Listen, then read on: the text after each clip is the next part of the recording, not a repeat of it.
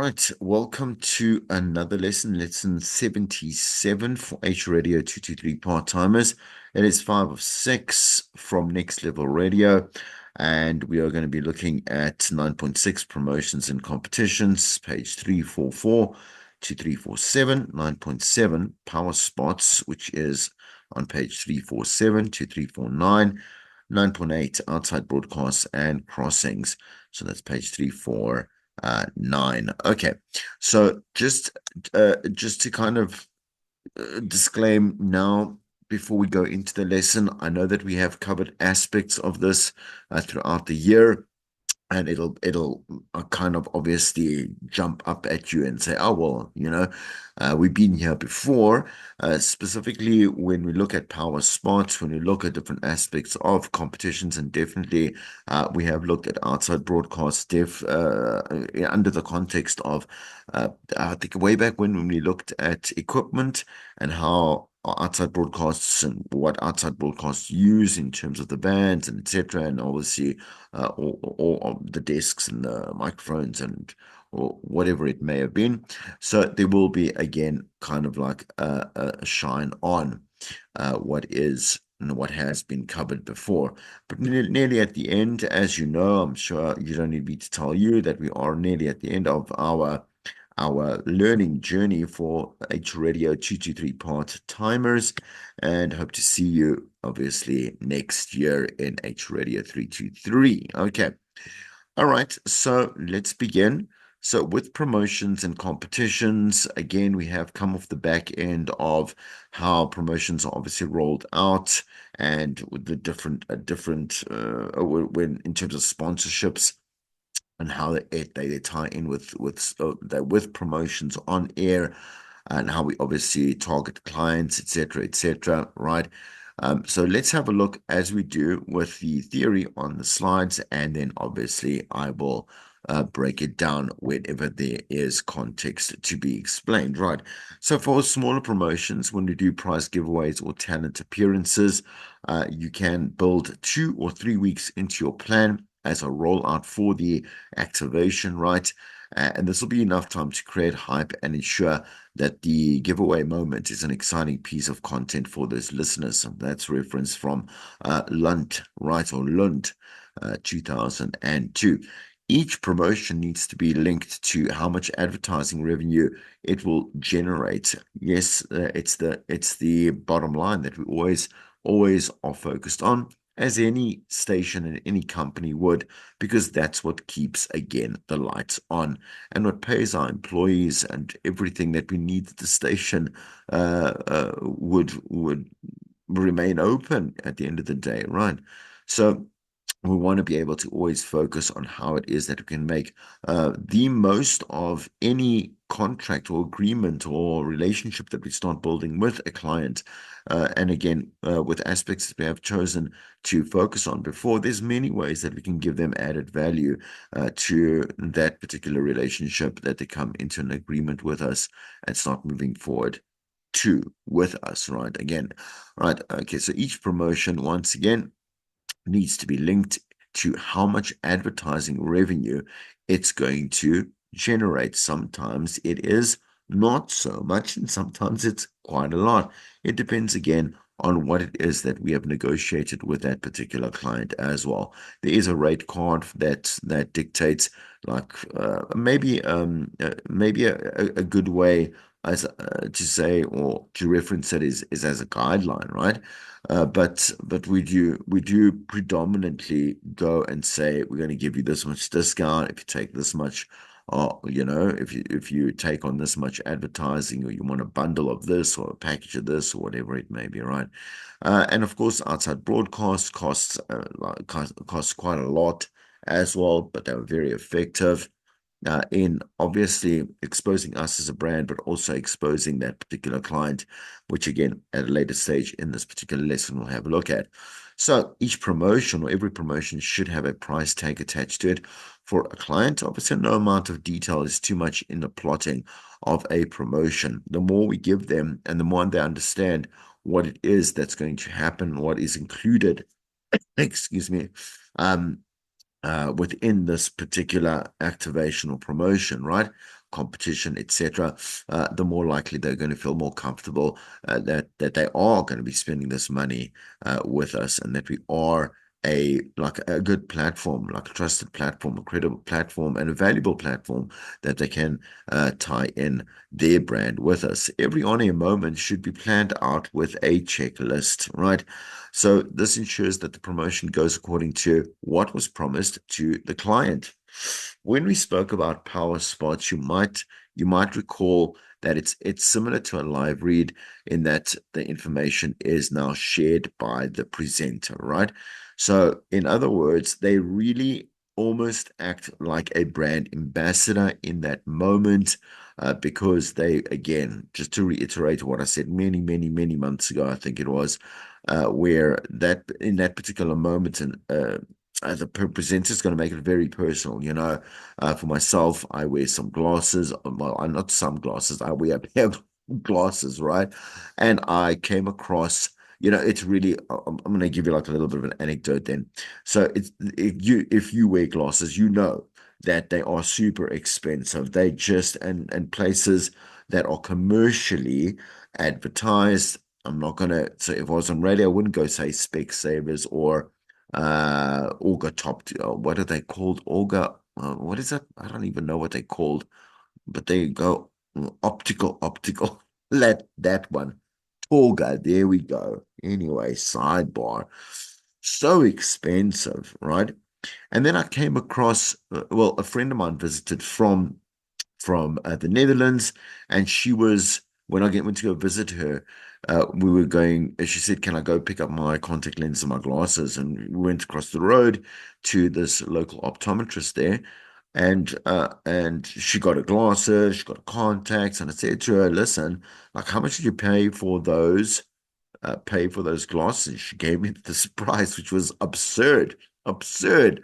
I was like, that's basically 4,000 Rand less that she's paying for prescription glasses. And obviously, people like us who have really bad eyesight need really strong lenses as well. And it was insane. And I went and I booked my appointment. I met the optometrist who was much more informed, had great kind of like bedside manner. And guess what? The glasses were also the same price, or the price range that was kind of like word of mouth told to me. For example, and then I would give obviously the person's name. I'm saying the let me just say that again. Optometrists, right? Practice, and that would be, for example, how a power spot would work. Because it's a true story. And man, if everyone that has a pair of glasses, or that is to buy reading glasses or prescription glasses or whatever it is, knows that they don't want to actually pay. Excuse me for the coughing. I just can't do anything about it, as you know. They cannot 6,500 Rand to 7,000 Rand for a pair of glasses, right? What is what it averages for. Well, I got it, and my friend got it for 2.5 with man, this is insane. With obviously the eye test, with the frames, everything. It was crazy. I thought it was going to be a scam or something. I would have thought it would be a scam or something like that, because we get obviously a lot of advertising that kind of says one thing and means another when you go in and you seek the service. My point is that because it's personal, it's a testimonial to something that a lot of people would be like, no, dude, I would find this particular optometrist and I would go and save myself not even 1,000, 4,000 bucks in general, right? I'm saying on average. So that would be what a power spot would sound like and be scripted or whatever. And we go back to, let's say, the slides here that say rather than a scripted announcement or advert, the brand provides a structure of talking points, which the presenter may restructure and deliver in a way that makes them feel obviously authentic, definitely, and obviously is effective to the listener. Now, the choice of presenter and the pairing between the presenter and the product or the service is extremely important. Like, for example, a presenter that doesn't wear glasses should not be the person that goes and advertises this particular optometrist and their practice, right? But someone like me, who's been wearing it since been wearing glasses since I was 10, is definitely the correct person to let's say target when we're looking for a brand ambassador, right? So great brand ambassadors are people with a natural affinity for or interest in a particular product or service, and this added personal endorsement can often advertising message in the moment of delivery. That is where the term power comes from. So power spots can be up to 60 seconds or even 3 minutes in length, as you say, as you just heard. I can tell that anecdote a lot more cleaner, obviously, but I think you got the message, right?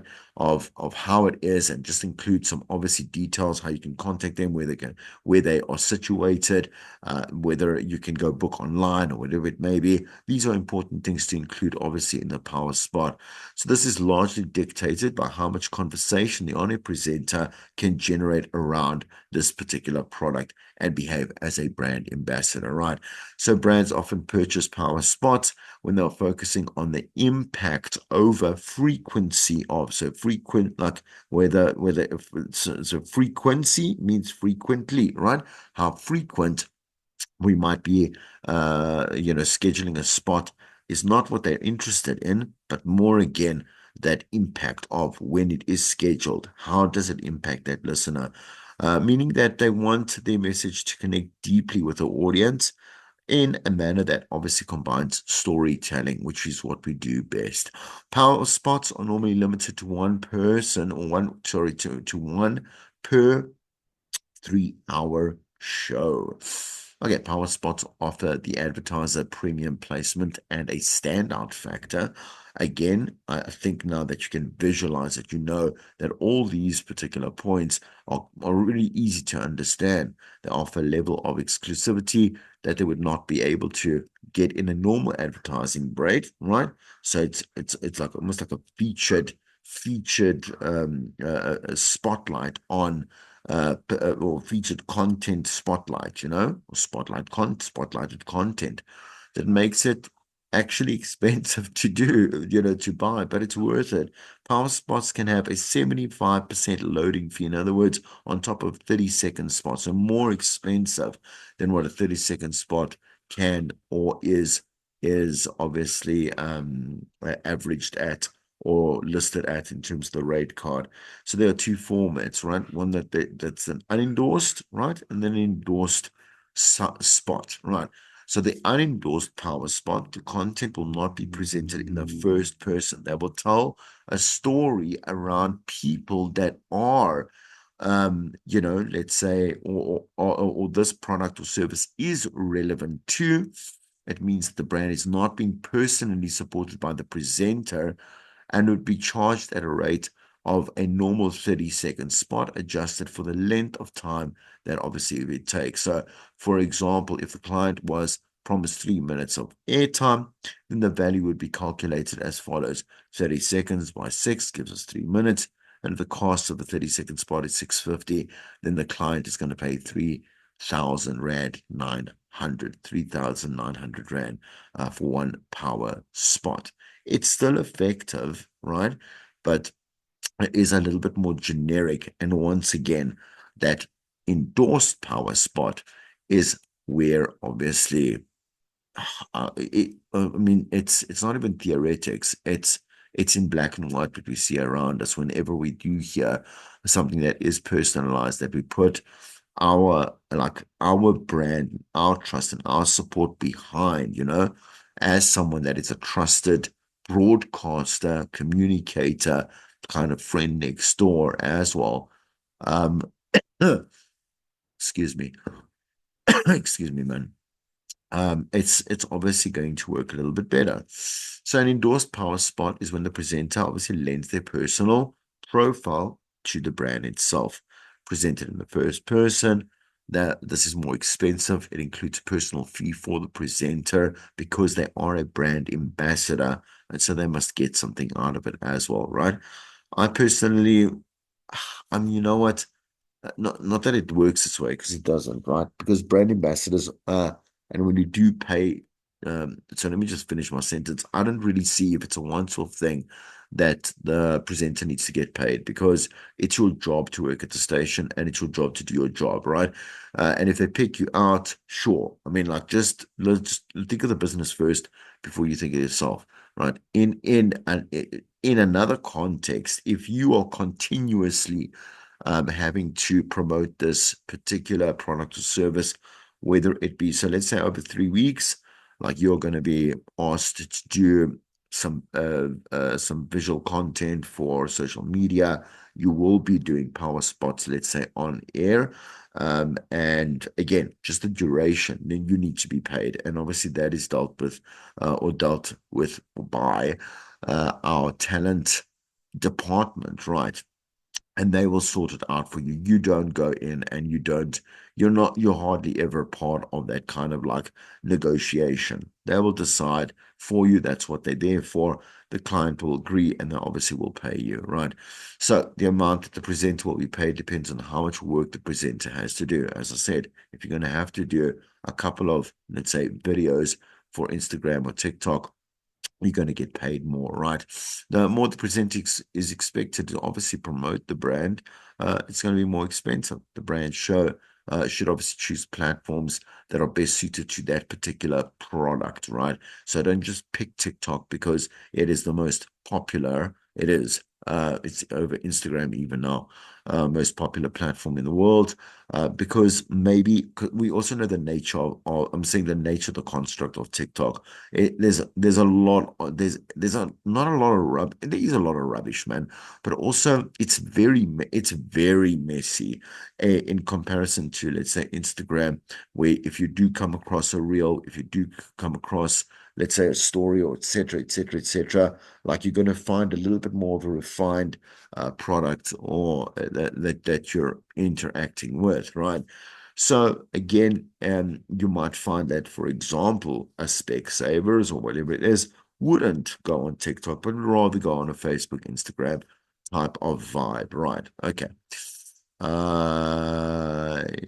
Yeah. Okay, there we go.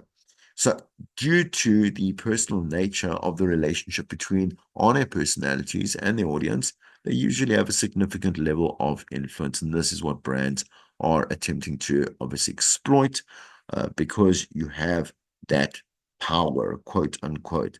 Remember, I mean, at the end of the day, yes, to a large extent, we can say that you do have power because you are influencing them on a daily basis. You're telling them, like, that you're exposing them to new information, new thoughts. We open up discussions. We build that relationship just like a friend would have influence on you to a certain extent.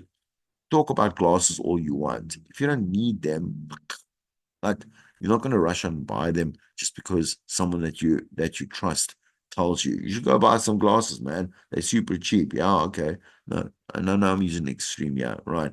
But if we look at, let's say, products like nutritional products, supplements, or let's say like a gym or something a little bit more, that little bit more thinking goes into maybe I'm saying to you, and I'm just using hypothetically, and I do use supplements. When I say that, like I use my vitamins or whatever it is I need to anyway.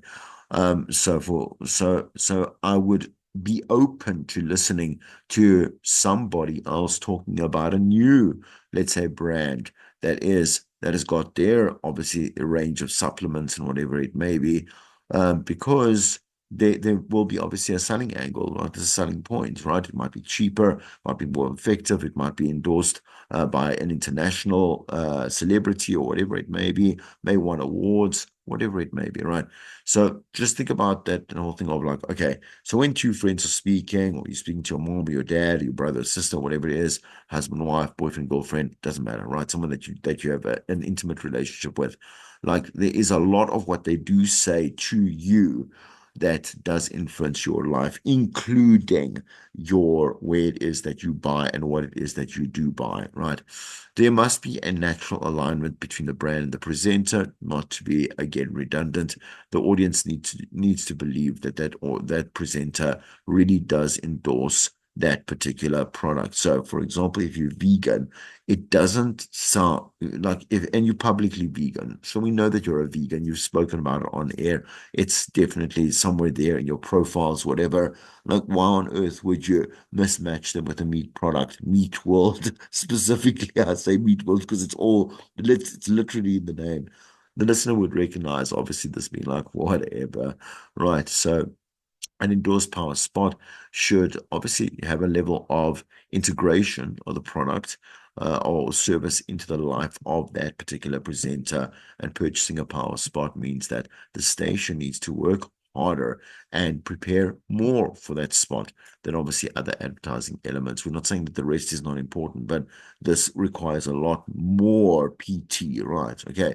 So we must do everything that we do, but we must do this one correctly, right? The briefing and reporting process for the power spot needs to be detailed, thorough, and honest. So that particular brand ambassador, the presenter does not mess it up or does not go left of center or does not go off topic or whatever it may. You understand, right? So the presenter has the right, obviously, to turn down and say, I just don't agree with this. For example, I don't know if it's abortion or if it's not abortion or it's a PSA or it's this or that. Or again, it's a meat thing or uh, whatever it may be. And there's many things that we have our own particular ethics, morals, and things that we stand for. And even if it's not public of these things, our own personal context, it just doesn't feel right, and so you're not a good match. And so move on. You'll find another match, or another match will find you. So it's important for the programming and the sales team to deliver quality power spots and protect that presenter from aggressive clients, right? Clients are aggressive. And they are because and a lot of them have different personalities as well, but they have different personalities, different professional personalities. There we go, right? Which then some of them all are very kind of um, they're unreasonable to a certain extent. They are very dramatic. Just because I'm paying you, it's that whole thing of, and you've seen this, especially at restaurants. Oh, just because I was a waiter and you're very sensitive, when I say very aware rather, of how it is when people just treat a waiter so terribly because they're in servitude. Everyone's in servitude. I keep saying this. Everyone's in servitude. Ridiculous, but how horribly they treat waiters just because why? Like it's not even a thing that you might have been given a tip. Specifically waiters, they're horrible. I don't know what gets into people's minds. Anyway, I'm not going to carry on. But that's, for example, that's an aggressive client, right? And a good example of one. They're just irrational and they're just unreasonable. Whatever. Let the people in sales deal with them because the presenter must be protected and it's none of your business, right? Because the sales dictates to you. So pay careful, obviously, attention to which brands the presenters previously endorsed because you can't cross contradict, right? With previous brands. So you stand for one thing, now you stand for another. That doesn't make any sense. Timing is obviously important. Similar contradictory endorsements need to be spaced out while out to create a feeling of authenticity. If you become a bit of an ambassador, like sorry for the word, but it's a whore. So an ambassador that just wants to promote everything and anything. Oh, enough now. We can see through obviously the fact that you just want to make money, money, money, and this and your opinion just is it's becoming less and less and less worth listening to. It's better to utilize power spots over a longer period rather than doing it like, let's say, a once off. And over time, listeners will strongly associate the brand with the presenter. Once again, not maybe particularly on air, but definitely definitely push it digitally, right? Where you would expect someone to constantly um, post over a digital schedule, certain promotions or whatever it is, and balance with what else they are posting there as well. Okay, so if we look at outside broadcasts, and again, remember our big umbrella here is that we're talking about like airtime, right? We're talking about bring in revenue. So this particular aspect of outside broadcast is focused on that outcome, right? Making money. So broadcasting a show or series of shows away from the studio is what an outside broadcast is. You know that when they are at a festival or they're at a shopping mall or a casino, whatever it is, and they serve a dual purpose as both a marketing tool for the radio station, but definitely, obviously, a commercial asset for brands to tap into because the brand and the station, right, are going to be all over that OB, right? All over. There's just going to be everything, and you're going to be giving away prizes, and it's obviously going to be, it should be situated maybe at one of the stores, or again, if it is a festival, there's got to be like a sponsor that could be of the festival that we could tie in with. So if it is like a Red Bull, for example, we would like Red Bull to also sponsor or tie in with us with the outside broadcaster as well. Anyway, OBs offer the listeners a chance to see and engage with their favorite personalities in person. That's always a good thing. See, touch, feel the product at the end of the day, right? It really it's nice to see because it's interesting. It doesn't matter who you are and how many times you've seen someone in person. And when I say that, I mean a person of public personality, like persona, right? Um, Again, I was at Meat World a couple of weeks ago because I needed cheap meat. Anyway, so sidebar, and I walked in the parking lot, and then there was these guys, and I didn't. They were doing an outside broadcast for a particular show for a particular radio station that I'd never heard before. I assumed that it was. I assumed it was an online station, but the thing is, I was looking at the branding. I was looking at to see whether or not there was an FM there. There wasn't an FM, right? So that's why I came to my own conclusion. These people are obviously online, and I thought, well, that's impressive actually, that an online station is able to sit even outside in the parking lot because that's where people are moving in and out and in and out. And the thing is, and Meatball would obviously said, like, listen, guys, like we want you here. And we're obviously going to pay for an outside broadcast. It's a Sunday, it's a this, it's that, or Saturday, this and that, when people are out and about. And it gives a nice little ambience. Obviously, here it's a very, in the north of Pretoria, it's a very Afrikaans area. So it was an Afrikaans station as well. But you know what? Again, like feed, I'm saying, work for your audience, you understand? So anyway, it was interesting. It was actually what was interesting was that it actually looked very professional, and the guy was obviously very professional. I know that sounds like a little bit patronizing. It's not. It's just that you wouldn't expect that kind of like standard to also be executed and delivered and managed and whatever it may be and by, let's say, an unknown online station, but good for them. They did a good job anyway. A good bond is improved through one-on-one interaction and conversation, which can then obviously increase listener loyalty. If you are an outside broadcast, welcome the listeners, talk to them between songs. That's what you must do. Like maybe take some of their requests, give them some prizes. That's why you are there, right? So, as marketing tools, always are generally accompanied by an event, such as an activation or a promotion that makes leaving the studio more valuable. And if the station has decided to broadcast a show from a venue outside the studio, they'll create a cause to do so. So, for the most part, the format of the show will remain unchanged. The features, the content, everything that happens usually in the show must still happen because there is everyone else that isn't at the OB, right, is still a listener. So there's no need to go and complicate and cause chaos within the show. They know you're somewhere as well, and there will be elements that will obviously what is it, advocate that you are at a particular location for a particular reason. But the rest of the show must remain the same. News must still be there, traffic must still be there, sports is there, your daily feature must still be there, blah, blah, blah. You understand, right? So, okay.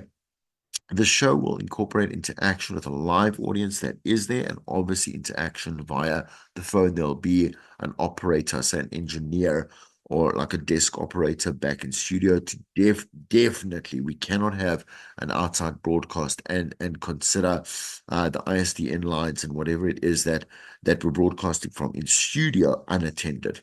We're like that. That's madness. That's just pure madness.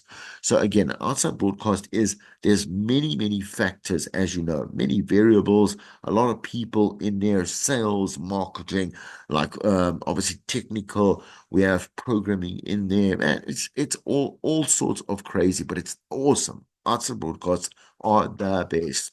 And from a say personal perspective, that just means that it is the best also. One of the best things that you can offer a client. They love it. Okay. Obviously an outside broadcast that is done well. Also have a different sound quality because obviously microphones that we use there's the microphones are not less quality, but we're using OB microphones, right? There's background noise, there's atmosphere, there's people talking, there's this, that, whatever it is. And obviously placement is very important. When I say placement of where you're going to be broadcasting is important so we can actually hear the show and not have all this chaos. Anyway, as a commercial tool, while shows are not typically for sale, it is possible to a brand to take over and fully brand a specific show at the discretion of the station, right? In cases where this is an agreement to do an OB for a client, there'll obviously be a cost attached to that. So we did a mass amount of ones for Burger King. I keep saying that because they're our biggest client, right? We're at Burger King today. We're at Burger King today. We're at Burger King is what you hear every single link that the presenter is going to say. Right. Anyway, so they've taken over that broadcast in essence, right? Excuse me. The brand essentially buys the opportunity to have the show broadcast from a venue of their choice. So this allows the brand to have their radio campaign further integrated into the content and to showcase it tangibly or emotively. Like I say, I'm going to just use the Burger King one as well. We would have people that would come and definitely broadcast it as well, that would do you would have to eat as many burgers. I think you might have seen one. We did one at Boston Media House, but okay, you part-timers was during the day. So students had to eat as many burgers as they can in 1 minute. And the thing is that it's a very visual thing, good for social media because maybe people are vomiting a little bit later. They win prizes, obviously. They win like $500 vouchers or whatever it is, doesn't matter. But the thing is that audibly, that presenter needs to go and actually commentate on what is happening.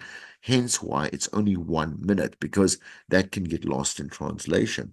We got to really think about how it is that we paint pictures and use theater of the mind to make sure that what we're experiencing in person at an outside broadcast really translates well at the end of the day. Brands sometimes make the mistake that the OB as being an event itself that will naturally attract people to the venue. It's not like it's you've got to attach it to what is happening there. And so again, like for example, once again, like what is happening at a Burger King, we've got to put stuff up for the kids. Like, so bring your kids to do some face painting. We'll give them obviously little bags and stationery and whatever it is. Like you can go on foofy slides and whatever it is. And for let's say like for the adults, obviously you're gonna win those vouchers. You're in control. Kid doesn't obviously doesn't know what to do with a voucher. I mean they're 6, 7 or whatever it is, right? But we make sure that we service and so what I'm looking for, uh, and that's lost on me anyway. But anyway, we make the event. Damn it, that word's going to kill me, man. Oh, damn it. Anyway, but we're servicing everybody there. That's the whole thing. I'll think of the word. It's going to come back to me at some point. You know how random my train of thought is. Anyway, the OB can benefit listeners who obviously are not present, right? Exactly as I just said, by keeping that in mind all the time, that the way that we are obviously going to dictate or narrate or present or deliver whatever it is must be visually audio. So I'm saying in your mind, visually appealing, right? The following figure presents lists of factors that both marketing and commercial teams consider when managing an OB. So one is the reason. What benefit does the OB give to the station and the brand and obviously the listener?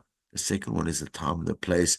Very important because you obviously got to think again about sound, right? About the traffic that you're going to have. Um, is it the right audience, appropriate for the audience and the brand? Also, you got to think about time, like weather. So, for example, should it rain or is it windy? Is not a good. That's not good for the broadcast.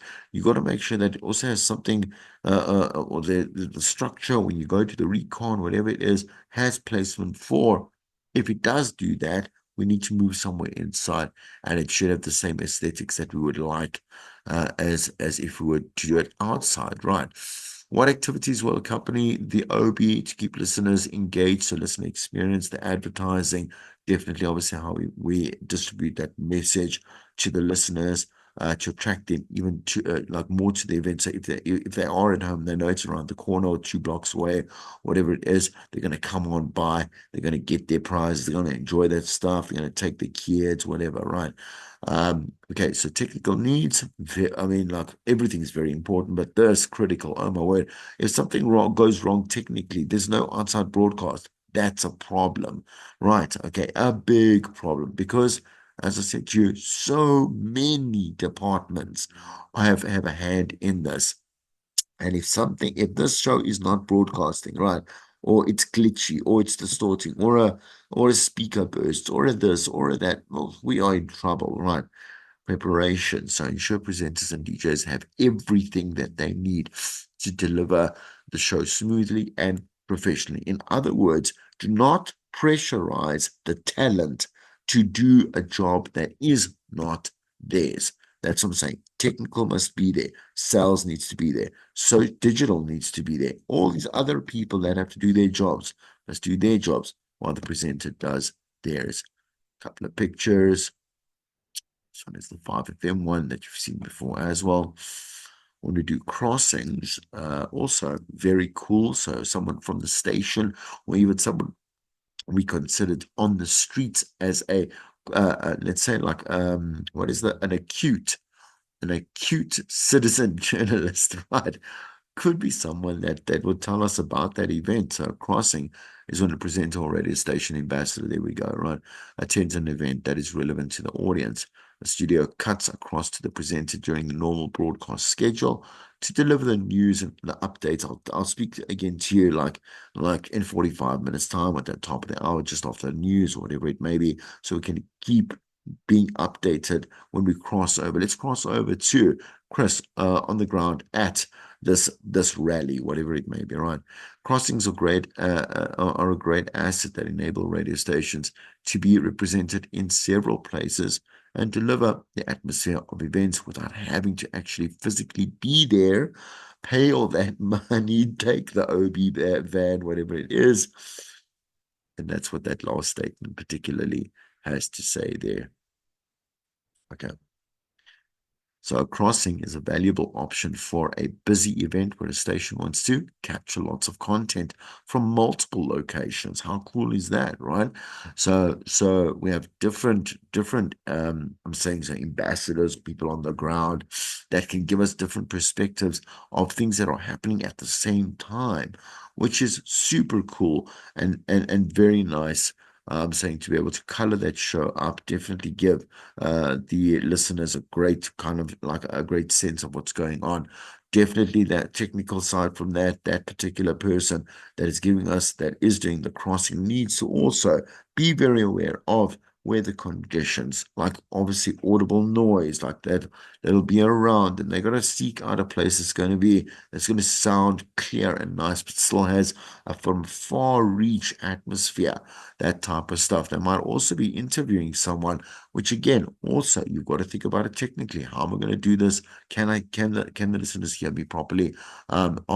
Is the mic in the right place or being held or be, so I mean, we can't just interview a person and hold the mic at our mouth only, whatever it may be, right? Or the phone or whatever it may be, right?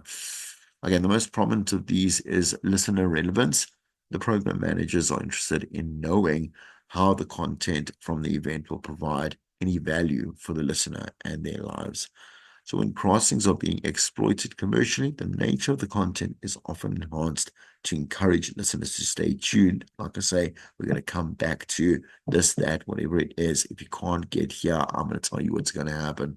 And if it's used correctly, OBs and crossings can enhance a campaign and its impact for the listeners. Okay. So what I'm going to do, so here, okay, is something that we can't, because it's a pre-recorded lesson. I would like you to please obviously go have a look at kind of really nailing down, and there is still a class next week and the last week where we can revise obviously what you've discussed for yourself and written down, analyze listener value, radio station value, and advertiser value, and how these aspects can be broken up into what it is that we do to retain all of these things. These promotions you've seen before as well, so I'm not going to really open that. But it are always really cool to revisit again.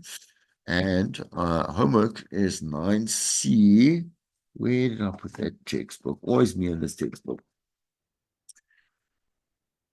367. If I haven't covered that already, I can't remember from the last lesson. Just give me a second. No. Okay, so 9C, I'm going to read it out. You can go ahead with me on 367. Number one, consider the concepts of competitions and promotions. Then answer the following questions. Number A, in your own words, briefly define what a promotion is. B says, in your words, briefly define what a competition is. C says, in 3 sentences, explain the differences between a competition and a promotion. So, 2, briefly explain why a power spot is given a 75% loading.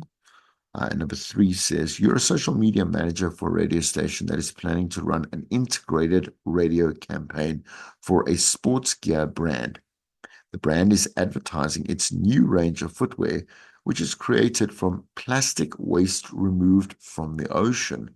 What you're required to do is A, recommend 4 different media channels that the station has available for this promotion. Again, the right channels for the right, obviously, purpose. B, choose 4 channels. Briefly describe what type of content you would promote on each of these channels. Good exercise, right? Right. Always good to know that we shouldn't reshare the same thing and the same thing and the same thing. Excuse me. So sorry for the coughing once again. Throughout. Yeah, but the same thing and the same thing and the same thing on every single platform to do it properly, which you all break that rule. I keep saying that as well all the time. Not for us. Okay. All right. See you next time.